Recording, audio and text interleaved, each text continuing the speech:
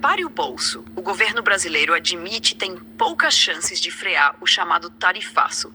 Energia, combustíveis e serviços essenciais devem subir nos próximos meses, pressionados pela alta do petróleo e pela necessidade de equilibrar as contas públicas. Para o consumidor, o impacto será direto. O custo de vida pode ficar ainda mais pesado já neste segundo semestre. E aí, até onde vai esse aperto? Carol, o governo se prepara para o pior, tanto é que já colocou ali, já há algumas semanas, esse plano em relação a como socorrer esses setores que vão ser muito afetados pelo tarifaço de Donald Trump. Tem uma preocupação central que é com a questão dos empregos.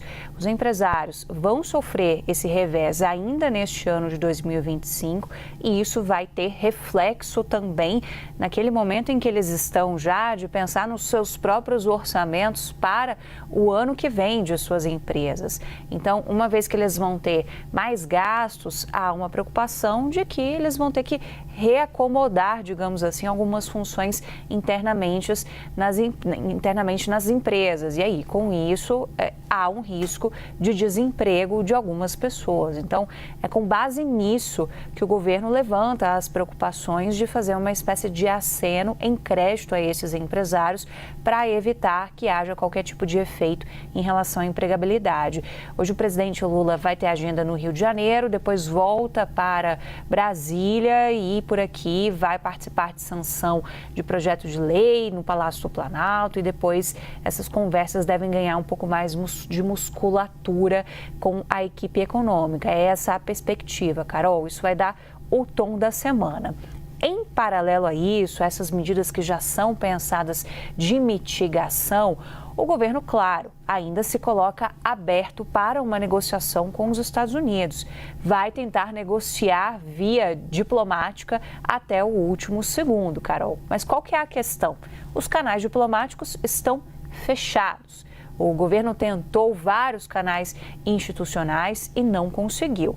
A notícia que a gente tem é que quem conseguiu avançar um pouco mais foi o vice-presidente da República, Geraldo Alckmin, que teve conversa já no sábado retrasado com o representante da área comercial da Casa Branca, o secretário para assuntos ali comerciais, o Howard Lutnick. E com isso, a gente teve ali um pouco mais de tete a tete, digamos assim, com alguém que realmente teria respaldo para fazer algo.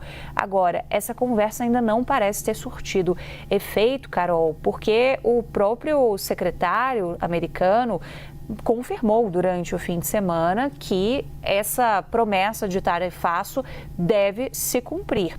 E a gente vai falar mais sobre o acordo União Europeia aqui também ao longo do Novo Dia, Carol, mas só para já dar um pouco de contorno de como que isso pode servir ou não de paralelo para nós. Qual que é a diferença, Carol?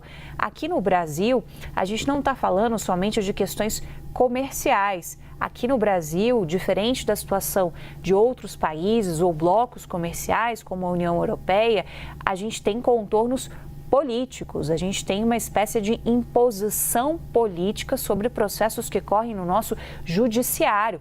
Nenhum outro bloco, nenhum outro país enfrenta esse mesmo cenário. Então, isso dá um pouco desse tom de pessimismo do porquê que aqui é mais difícil você encontrar uma solução no meio do caminho, como aconteceu com a União Europeia algumas horas atrás, de baixar de 30% para 15%, porque aqui os 50% foram aplicados justamente como uma espécie ali de sanção, que é também política, impondo via uma agenda de parlamentares bolsonaristas nos Estados Unidos, de você barganhar isso a uma anistia também aqui no Brasil. E nisso, o Brasil não vai retroceder, não vai negociar. É essa a nossa resposta política, Carol. O chanceler Mauro Vieira está nos Estados Unidos, foi para lá para participar de agendas da ONU ligadas ali à questão palestina, mas, claro, se mantém aberto a ter qualquer tipo de agenda, a qualquer ponto ali que possa servir de sinalização de contato com os americanos. E aí, só para te entregar, Carol, uma frase que eu ouvi nos últimos dias de diplomatas é bem reveladora.